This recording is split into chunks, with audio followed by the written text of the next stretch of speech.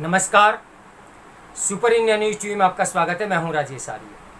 आइए देखते हैं आज का विशेष समाचार।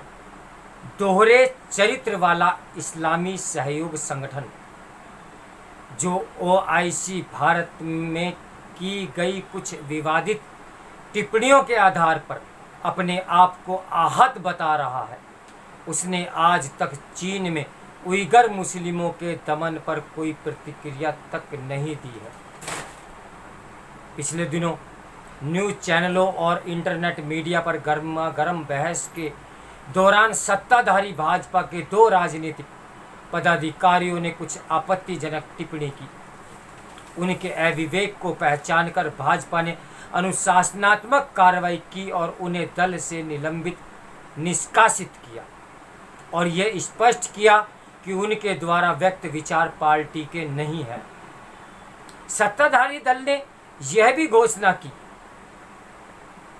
कि वह सभी धर्मों का सम्मान करता है, पर इन कदमों के बावजूद इस्लामी देशों में इन टिप्पणियों को लेकर बवाल खड़ा किया गया और भारत सरकार से सार्वजनिक माफी मांगने की मुहिम चलाई गई। खाड़ी के कई देशों में भारतीय राजदूतों को तलब भी किया गया। हालांकि भारतीय राजनयिकों ने ऐसे देशों के समक्ष स्पष्ट किया कि अपमानजनक टिप्पणी करने वालों के खिलाफ सख्त कार्रवाई की जा चुकी है। फिर भी कुछ लोगों और संगठनों द्वारा भारत के खिलाफ रोष की लहर विश्व के अनेक इस्लामी देशों में फैलाई जा रही है। इससे यही लगता है कि वे अपने निहित स्वार्थ की खातिर भारत को दबाव में लेने की कोशिश कर रहे हैं। इसमें दो राय नहीं कि 57 देशों के इस्लामी सहयोग संगठन ओआईसी के ओछेपन की हद पार कर दी। उसने आरोप लगाया कि भारत में अल्पसंख्यकों का उत्पीड़न हो रहा है। उसने यह फर्जी दावा भी किया कि भारत में इस्लाम के विरुद्ध घृणा का वातावरण बन रहा है।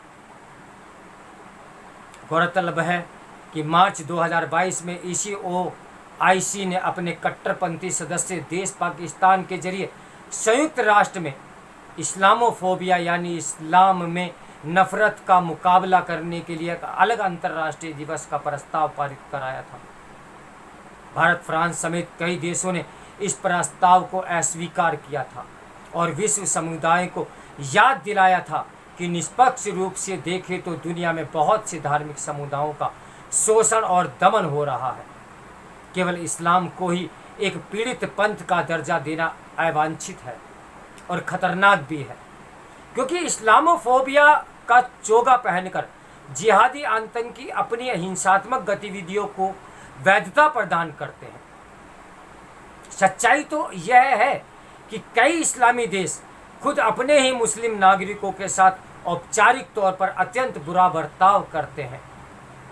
सऊदी अरब में शिया, ईरान में सुन्नी, तुर्की में कुर्द, पाकिस्तान में अहमदिया और बलीच जैसे अनगिनत मुस्लिम तबकों को उनकी अपनी ही सरकारों ने द्वितीय श्रेणी का या उससे भी बदतर दर्जे दिया हुआ है। इन देशों और खासकर पाकिस्तान में तो गैर मुस्लिमों का जीना भी दूभर है।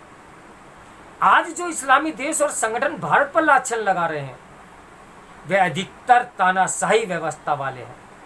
उनके यहाँ मानवाधिकार केवल शासक वर्ग को ही उपलब्ध है। ओआईसी के कई सदस्य देशों में नीतिगत स्तर पर इस्लाम को सर्वोच्च स्थान दिया जाता है और बाकी अल्पसंख्यकों के पंथ उसके अधीन और इस्लाम से हीन माने जाते हैं। इन देशों में धार्मिक भेदभाव और सांप्रदायिकता की प्रवृत्ति भी है। कई ओआईसी सदस्य देशों में इस निंदा कानून भी लागू है। इसकी आड़ में बेगुनाह लोगों को, खासकर अल्पसंख्यकों को इस्लाम के अपमान के आरोप में मृत्यु दंड तक दिया जाता है। ऐसे देश में असहिष्णुता भी कूट कूट कर भरी है और वे अपनी कट्टरवादी नीतियों को विश्व पर में हावी होते देखना चाहते हैं।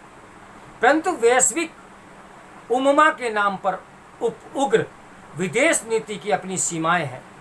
दुनिया उस तरह से नहीं चल सकती जैसे कुछ इस्लामी देश चलाना चाहते हैं। जो ओआईसी भारत में की गई विवादित टिप्पणी के आधार पर खुद को आहत बता रहा है, उसने चीन में उइगर मुसलमानों के दमन के साथ इस्लाम के खुले निरादर पर आज तक न तो कोई प्रतिक्रिया दी और न ही बीजिंग से माफ़ी की मांग भी की है।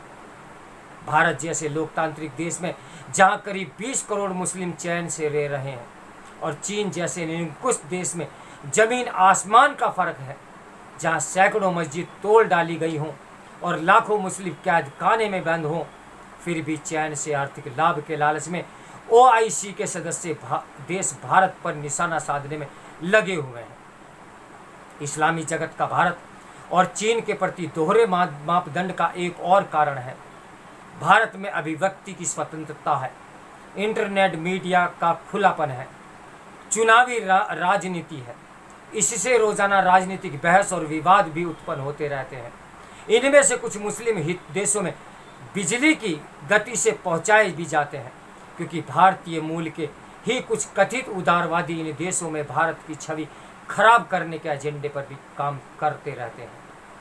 चीन में अगर कोई कम्युनिस्ट पार्टी का व्यक्ति मुस्लिमों के दमन की कोई जानकारी इस्लामी या पश्चिम देशों को भेज दे तो उसे उसकी कीमत अपनी जान गंवा कर चुकानी पड़ती है। अब OIC के दूसरी दृष्टिकोण को ठीक करना लोहे के चने जमाने के बराबर है। मोदी सरकार ने खाड़ी के अपने मित्र देशों के सहारे OIC के अंदर पैड बनाकर उसमें कश्मीर और भारत में इस्लाम के बारे में पाकिस्तान, तुर्की, मलेशिया इत्यादि द्वारा फैलाए जा रहे फरेब को दूर करने की चेष्टा की है। फिर भी यह संगठन अपने संकीर्ण नजरिए और दुराग्रह से मुक्त नहीं हो पा रहा है।